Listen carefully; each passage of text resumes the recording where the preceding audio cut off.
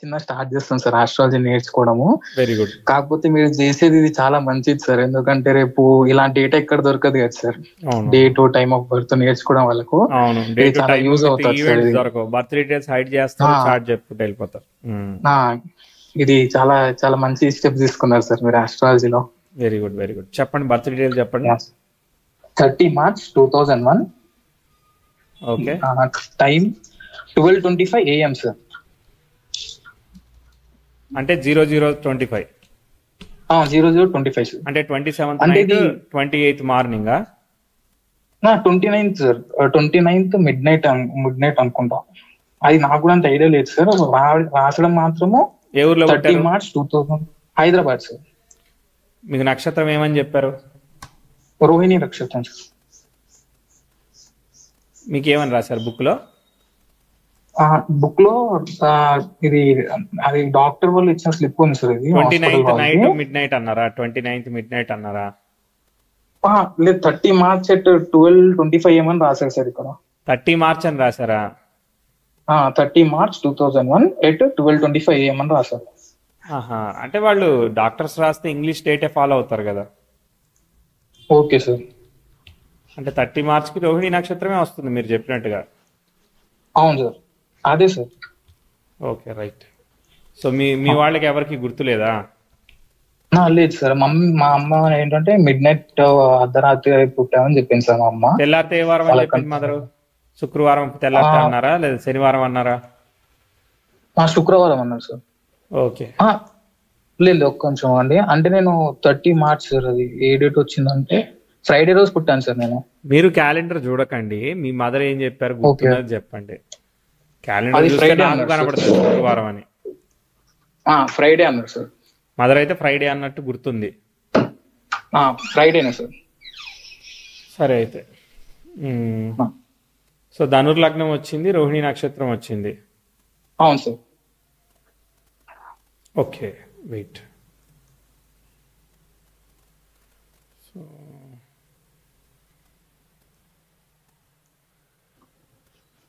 So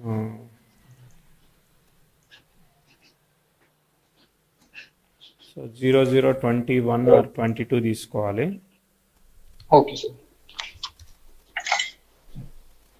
okay చెప్పండి. మీకు noise లేకుండా, నాకు బ్యాక్గ్రౌండ్ నాయిస్ లేకుండా టైం ఇవ్వగలుగుతారా? ఓ 5-10 minutes ఇవ్వగలను సార్. ఇవ్వగలను సార్. రైట్. స్పీకర్ ఏం వాడట్లేదు, డైరెక్ట్ మాట్లాడుతున్నారు. అవును సార్. ఓకే చెప్పాలి, మీరు ఏం చేస్తున్నారు, ఏం కావాలి సార్? యాక్చువల్లీ నేను కార్పొరేట్ గవర్నెన్స్ దాంట్లో ఉన్నాను సార్. అది కంపెనీ సెక్రటరీ అని. దాంట్లో ఎగ్జిక్యూటివ్ లెవెల్ ఉన్నాను సార్. అది క్లియర్ అవ్వట్లేదు సార్, ఇది కెరియర్ దాని గురించి. అలానే ఇది అకౌంట్స్ లో, అంటే అకౌంట్స్ చేయాలా, కెరియర్ దేంట్లో చూస్ చేయాలని డౌట్ ఉన్నాను సార్. కెరియర్ అంటే అకౌంట్స్ లేకపోతే లీగల్ ఫీల్డ్ లో ఉండాలా అని సార్. మళ్ళీ ఫస్ట్ నుంచి చెప్పాలి, స్లోగా చెప్పండి నాకు, అంటే కొంచెం ఐడియా లేక కన్ఫ్యూజ్ అయింది. మీరు ఒక కంపెనీలో వర్క్ చేస్తున్నారు, కంపెనీ సెక్రటరీ లాగా? అవును సార్, చేస్తున్నాను. అయితే దాని ఎగ్జామ్స్ క్లియర్ చేయాలి సార్. అంటే సేమ్ సిఏ లాగా. Government private? Private sir. ఇది ప్రైవేట్ కంపెనీలో కూడా ఎగ్జామ్స్ క్లియర్ చేయాలి? కాదు, ఇది సిఏ లాగా సార్. చార్టెడ్ అకౌంటెంట్ ఎలా అయితే ఉంటుందో కంపెనీ సెక్రటరీ ఒక కోర్సు. నేను ఇప్పుడు ట్రై చేస్తున్నాను సార్ దానికి. అంటే ఇంటర్మీడియట్ లాగా మళ్ళీ చెప్తా, ఒక నిమిషం ఆగండి. మీరు ఒక కంపెనీలో పనిచేస్తున్నారు, కంపెనీ సెక్రటరీగా పనిచేస్తున్నారు. మీరు దీనికోసం ఇది ఇంకా క్వాలిఫై కావడానికి బయటకు వచ్చి ప్రైవేట్ గా గవర్నమెంట్ పెట్టే ఎగ్జామ్ ఏదైతే ఉంటుందో కంపెనీ సెక్రటరీ ఎగ్జామ్ లో. కాదు సార్, గవర్నమెంట్ కాదు సార్. ఇది చార్టెడ్ అకౌంటెంట్ ఐడియా ఉంది కదా సార్? అవును, సిఏ ఐడియా ఉంది. సేమ్ సిఏ లాగానే సార్. అది వాళ్ళకి ఎలా అయితే 3 levels ఉంటాయో, ఫౌండేషన్, ఇంటర్మీడియట్ అని కోర్స్ యూనివర్సిటీ కంట్రోల్ ఫినిష్ చేయాలి. ఓకే అర్థమైంది. అది కంప్లీట్ అవ్వట్లేదు. ఎప్పటి నుంచి ట్రై చేస్తున్నారు ఇది? అంటే ఇది సుమారు 2021 నుంచి ట్రై చేస్తున్నాను సార్. ఓకే, ఎందుకు చదవట్లేదు సరిగ్గా? అంటే చదవట్లేదు కదా సార్. అది రాస్తున్నాను కానీ కొన్ని సబ్జెక్ట్స్ ఎగ్జామ్షన్ వస్తుంది, కొన్ని సబ్జెక్ట్స్ ఏమో వెళ్ళిపోతున్నాయి. అవి అంటే బార్డర్ లో 35 ఒకేసారి ఫినిష్ చేయాలనుకుంటా కదా? ఫినిష్ చేయాలి. అది అలా వెళ్ళిపోతుంది సార్. అది అలా అవుతుంది అది. ఓకే సరే. ఓకే తర్వాత ఇప్పుడు ఏంటి మరి పరిస్థితి, ఏం కావాలైతే? అంటే ఇప్పుడు నేను జాబ్ వదిలేసాను సార్. అది జాబ్ వదిలేసి మొత్తం ఫుల్ ఫ్లెడ్జ్ గా దీంట్లో ఉన్నాను సార్. ఈ ఫీల్డ్ పైన ఉన్నాను, చదువుతున్నాను. అయితే నాకు ఇప్పుడు ఇంకో కోర్స్ కూడా ఉంది సార్, USCPA అని. అది ఏంటంటే just foreign related accounting course. అది ఏంటంటే జస్ట్ 4 పేపర్స్ ఉంటుంది అందులో. ఇలా మళ్ళీ మళ్ళీ రాసేది ఉంది అనమాట, ఇండియన్ దాంట్లాగా. ఏంటంటే విత్ ఇన్ 1 go లో అయిపోతుంది. అది 4 పేపర్స్ ఉంటాయి. కొంచెం 18 months లో అయిపోతుంది అని చెప్పారు వాళ్ళు, ఇన్స్టిట్యూట్ వాళ్ళు. మళ్ళీ అకౌంట్స్ ఫీల్డ్ లోనే ఉండాలా లేకపోతే లీగల్ ఫీల్డ్ ఏమైనా ఉండాలా అని డౌట్ ఉంది సార్ నాకు. అది చూస్ చేయలేకపోతున్నాను సార్ ఈ కెరియర్. ఓకే ఓకే ఓకే సరే, అర్థమైంది. సరే చూద్దాం, చార్ట్ చూద్దాం, నాకు ఐడియా వస్తుంది. అప్పుడు ఏదైనా చెప్పగలనేమో ట్రై చేస్తాను. Okay sir. ధనుర్లగ్నం వచ్చింది, లగ్నంలో కేతు ఉన్నాడు. సో బట్ మీరు బర్త్ డీటెయిల్స్ షూర్ కాకపోతే నేను చెప్పేదే కొంచెం అటు ఇటుగా, మళ్ళీ దానిలోనూ బర్త్ డీటెయిల్స్ మీద కాన్ఫిడెన్స్ లేకపోతే మరి అసలు ఏమీ రాదు. అంత మిస్గైడెన్స్. 30 March 2000 Friday. ఓకే సరే. ఎందుకంటే ఫస్ట్ 28 చెప్పారు, తర్వాత 29 చెప్పారు, తర్వాత 30. లేదు సార్, లేదు స్టార్టింగ్ 30 సార్ నాది. ఓకే సరే. లగ్నాధిపతి అష్టమాధిపతితో కలిసి 6లో ఉన్నాడు, సేమ్ చంద్ర నక్షత్రంలో ఉన్నాడు.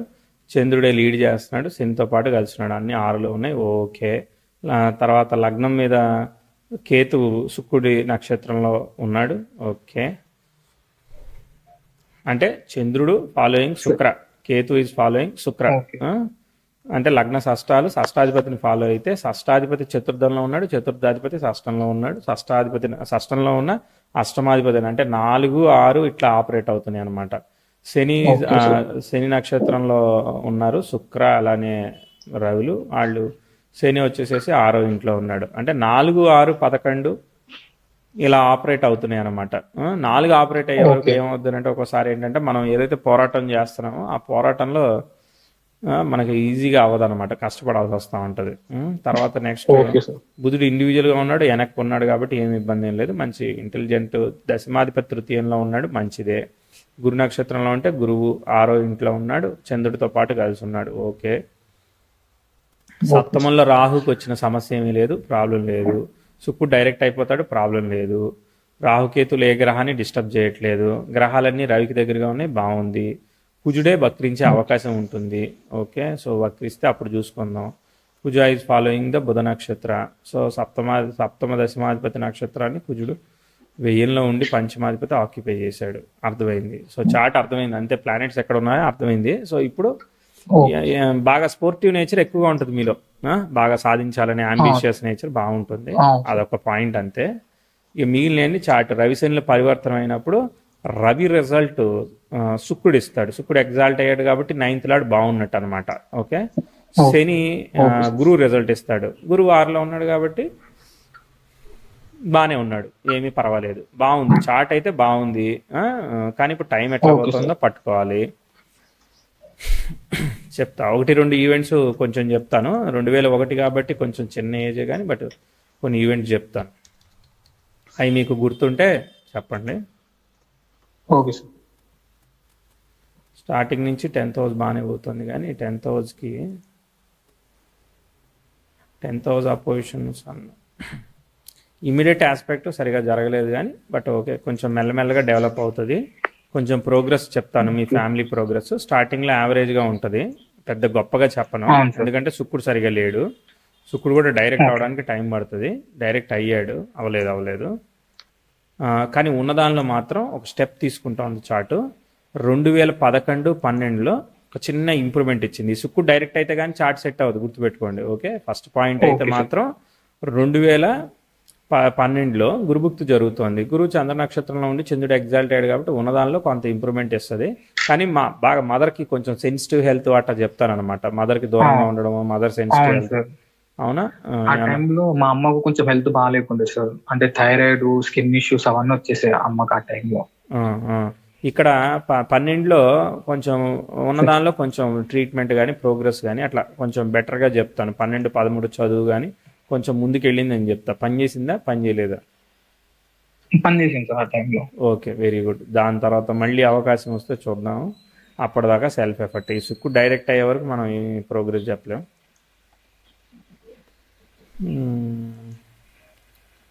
డైరెక్ట్ అవ్వట్లేదు. డైరెక్ట్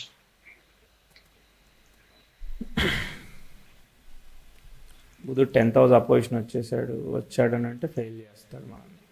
అంటే 13 మళ్ళీ అదే అంటే కొంచెం ఇంప్రూవ్మెంట్ వచ్చినట్టే వచ్చి స్టేబుల్గా లేదనమాట. మళ్ళీ 14లో మీ చదువు కానీ ఇవన్నీ కూడా చూడండి అనుకున్నంత స్థాయిలో ముందుకు పోవట్లేదు, దెబ్బతీస్తూ ఉందన్నమాట. అర్థమైందా? 14, 15 సరిగా లేదు. 16 ఓకే, ఇక మిక్స్డ్గా నడుస్తూ ఉంది. గ్రేట్గా చెప్పలేను, మళ్ళీ గ్రేట్గా వచ్చినప్పుడు చెప్తాను.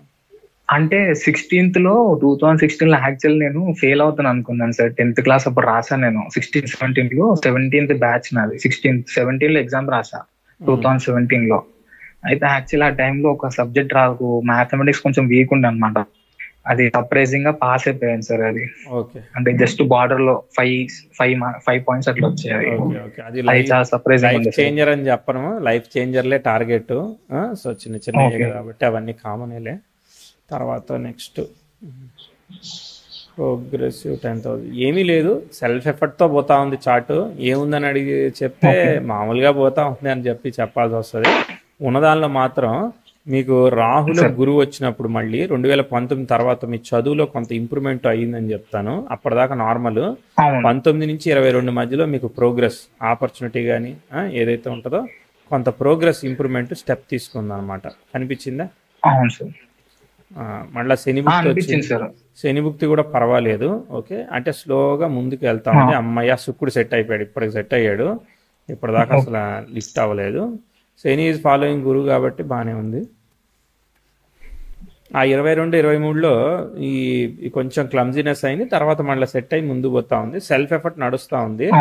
సెల్ఫ్ ఎఫర్ట్ ఉన్నదానిలో పర్లేదు. ప్రోగ్రెసివ్ 10th హౌస్తో బ్యాడ్ ఆస్పెక్ట్ లేదు, పర్వాలేదు. 23, 24 రాహుదశ జరుగుతూ ఉంది. Rahu represents by the mercury.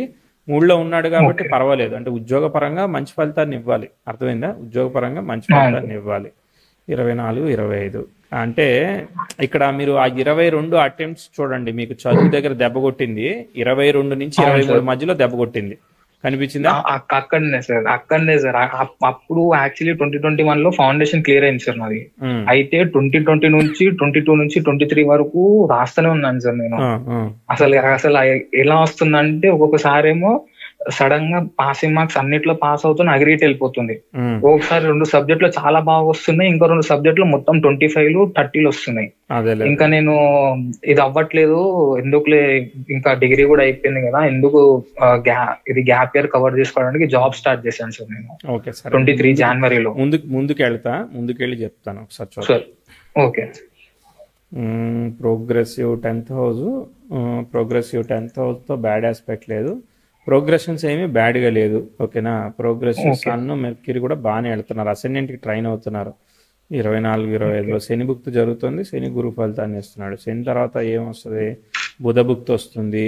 బుధుడి star lord అయిన వాడు ఎగ్జాల్టెడ్ ప్లానెట్తో అసోసియేట్ అయ్యాడు. బుధుడి స్టార్లో కుజుడు ఉన్నాడు, వ్యయంలో ఉన్నాడు కదా.